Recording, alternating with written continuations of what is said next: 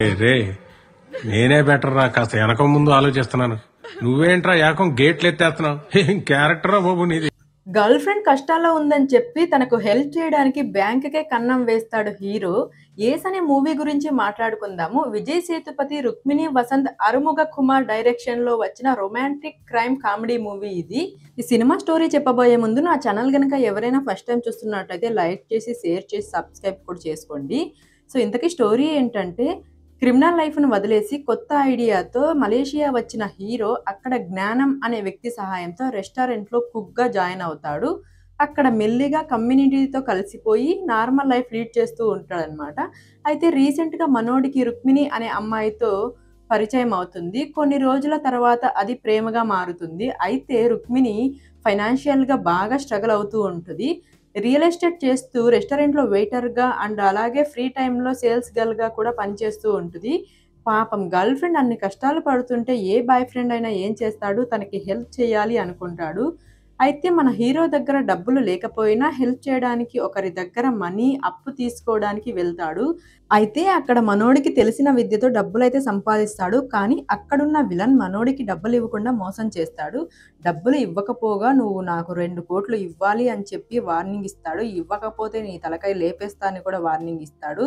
అయితే ఈ ప్రాబ్లమ్స్ నుంచి బయటపడడానికి మనోడికి ఏం తోచక బ్యాంకులో దొంగతనం చేసి ఎలాగైనా గర్ల్ ఫ్రెండ్ అప్పులు తీర్చేయాలి అని ఫిక్స్ అయిపోతాడు. అయితే ఈ పరిస్థితుల్లో మనోడు ఏం చేశాడు? ఇంతకీ బ్యాంకు దొంగతనం చేశాడా? బ్యాంకు దొంగతనం చేయడానికి ఎవరైనా హెల్ప్ చేశారా? ఇంతకీ రుక్మిణికి తెలుసా ఇతను బ్యాంకు దొంగతనం చేస్తున్నాడని చెప్పి? ప్లాన్ పక్కా ఎగ్జిక్యూట్ అయ్యిందా? ఈ ప్రాబ్లం నుంచి ఎలా బయటపడ్డారు అనేది మీరు సినిమా చూసి తెలుసుకోవాల్సి ఉంటుంది. అయితే ఈ సినిమా ఎలా ఉంది అంటే నాకైతే నచ్చలేదు. చాలా అంటే చాలా బోరింగ్‌గా ఉంది. బోరింగ్ అండ్ ప్రిడిక్టబుల్ స్క్రీన్ ప్లేతో నీరసం అయితే తెప్పించింది. ఇందులో రైటింగ్స్ అయితే చాలా లేజీగా ఉంటాయి. లాజిక్స్ అన్నీ వదిలేసి కన్వీనియంట్‌గా ఏది పడితే అది రాసేశారు. అయితే సినిమాలో రాబరీ సీన్ ఉంటది. అదైతే అసలు షాపింగ్‌కెళ్ళినట్టు ఎళ్ళిపోతాడనమాట రాబరీ చేయడానికి. కొన్ని ఫైట్స్ అయితే ఉంటాయి. అవి ఎందుకు పెట్టారో వాళ్ళకైనా తెలిసో లేదో అనవసరమైన fights. Robbery, chasing and action సీన్స్‌లో అయితే బీజీఎం బావుంటది. సాంగ్స్ అయితే బాలేవు. డబ్బింగ్ కూడా బావుంది. ప్రొడక్షన్ వాల్యూస్ అండ్ సినిమాటోగ్రఫీ అయితే డీసెంట్‌గా ఉంది. అక్కడక్కడ మ్యూజిక్ కూడా బానే ఉంటది. అండ్ దీంట్లో మెయిన్ క్యారెక్టర్స్‌కి క్లారిటీ అనేది అస్సలుండదు. అంటే అతను ఎవరు? ఏం చేస్తాడు? అని లాస్ట్ వరకు క్లారిటీ అయితే రాదనమాట. సర్ప్రైజింగ్ ఎలిమెంట్స్ అయితే ఉండవు. థ్రిల్ ఉండదు.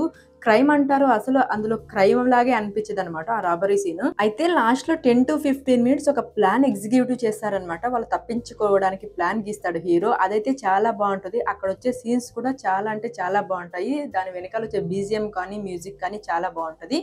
అండ్ పెర్ఫార్మెన్స్ వైస్ యేసుబాబు చేశాడు. తన కామెడీతో అక్కడక్కడ నవ్వొచ్చింది. హీరో, హీరోయిన్ గురించి చెప్పుకోవడానికైతే ఏం లేదు. Remaining characters are silly. So ఫైనల్‌గా చెప్పేది ఏంటంటే ఈ సినిమా మీరు చూడాలి అనుకుంటే ఒకసారైతే చూడొచ్చు. అడల్ట్ కంటెంట్ ఏం లేదు. పిల్లలతో కూడా చూడొచ్చు. కానీ బోరింగ్ అబ్బా! అంతే ఇంక మీ ఇష్టం. ఇంకొక రివ్యూతో మళ్ళీ కలుసుకుందాం. Thank you.